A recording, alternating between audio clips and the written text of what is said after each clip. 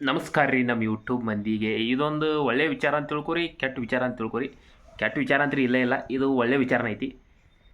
ಸಣ್ಣ ಹುಡುಗರು ಏನಾರ ಪಟ್ಟಿ ಕೇಳಕ್ಕೆ ಬಂದರೆ ಇಲ್ಲ ಅನ್ನಕ್ಕೆ ಹೋಗ್ಬೇಡ್ರಿ. ಯಾಕಂದ್ರೆ ಅವರ ನಮ್ಮ ಮುಂದಿನ ಭವಿಷ್ಯ.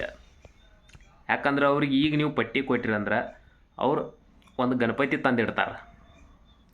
ನೀವು ಅವ್ರಿಗೆ ಏನಾರ ಪಟ್ಟಿ ಕೊಡಲಿಲ್ಲ ಅಂದ್ರೆ ಅವ್ನ ತಲೆಯಾಗ ಏನು ಬರ್ತೈತಿ, ನಮ್ಮ ಮೈಂದೇನ ನಮಗೆ ರೊಕ್ಕ ಕೊಡೋದಿಲ್ಲ ಗಣಪತಿ ಇಡಕ್ಕೆ, ನಮ್ಮ ಹಬ್ಬಗಳು ಆಚರಣೆ ಮಾಡಕ್ಕೆ ನಮಗೆ ನಮ್ಮ ಮೈಂದೇನ ಸಹಕರಿಸೋದಿಲ್ಲ ಅಂತೇಳಿ ಅವ್ರು ನಮ್ಮ ಧರ್ಮದ ಮೇಗಿನ ಪ್ರೀತಿನೇ ಬಿಟ್ಬಿಡ್ತಾರೆ. ಒಣ್ಣೆದ್ದು ಗೊತ್ತಾತ್ರಿ.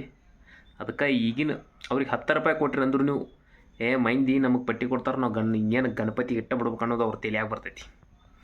ಅಂದ್ರೆ ಅವ್ರಿಗಿಂತ ಮತ್ತು ಸಣ್ಣ ಹುಡುಗರು ತೆಳಗಿರ್ತಾರಲ್ಲ, ಅವರು ಅದನ್ನು ಕಲ್ಕೋತಾರೆ. ನಾವು ಹಿಂಗೆ ಪಟ್ಟಿ ಮಾಡಬೇಕು, ಪಟ್ಟಿ ಕೊಡಿಸ್ಬೇಕು, ಗಣಪತಿ ಇಡಬೇಕು ಅಂಥೇಳಿ. ಅದಕ್ಕೋಸ್ಕರ ನಾನು ಹಿಂದಿನ ವಿಡಿಯೋಗಳೆಲ್ಲ ಗಣಪತಿ ಬಗ್ಗೆನೂ ಮಾಡಿ ಹಾಕಿದನು, ಆದರೂ ಓಡಲಿಲ್ಲವ. ಈ ಥರ ಓಡ್ತೈತಿ ನೋಡೋನು. ಅದಕ್ಕೆ ಹೇಳೋದು, ಸಣ್ಣ ಹುಡುಗರು ಬಂದ್ರೆ ಪಟ್ಟಿ ಇಲ್ಲ ಅನ್ನಕ್ಕೆ ಹೋಗ್ಬೇಡ್ರಿ. ಅವನವ್ನು ಏನೈತಿ ಇದ್ದಟ್ಟು ಕೊಟ್ಬಿಡ್ರಿ. 10 ರೂಪಾಯಿ ಇರಲಿ, ಅವನವ್ನು ಗುಟ್ಕಾ ಉಗುಳ್ತಿರ್ತಾರೆ ಅಂತಂದ ನಾನು ಉಗುಳ್ತಿರ್ತಾನೆ ಬಿಡ, ಎಲ್ಲ ಅನ್ನೋದಿಲ್ಲ. ನಾವು ಪಟ್ಟಿ ಕೇಳಕ್ಕೆ ಹೋದ್ರೆ ನಮ್ಮನ್ನು ಮೈಂದಿ ಬೈತಾರೆ. ಮೈಂದಿ ಹಡ್ಸಿ ಮಕ್ಕಳು ಗಣಪತಿ ರೊಕ್ಕ ಎಲ್ಲ ತಿಂತಾರಂತೆ. ನಾವು ಅಲ್ಲಿ ಏನು ಮಾಡ್ತಾರೆ ಅನ್ನೋದು ಅವ್ರಿಗೆ ಗೊತ್ತಿರೋದು ಕಮಿಟಿಗೆ. ಅದಕ್ಕೋಸ್ಕರ ಹೇಳೋದು, ಸಣ್ಣ ಹುಡುಗರು ಬಂದ್ರೆ ಅವರ ನಮ್ಮ ಮುಂದಿನ ಭವಿಷ್ಯ. ಪಟ್ಟಿ ಕೇಳಕ್ಕೆ ಬಂದರೆ ಇಲ್ಲ ಅನ್ನಕ್ಕೆ ಹೋಗ್ಬೇಡ್ರಿ. ಓಕೆ.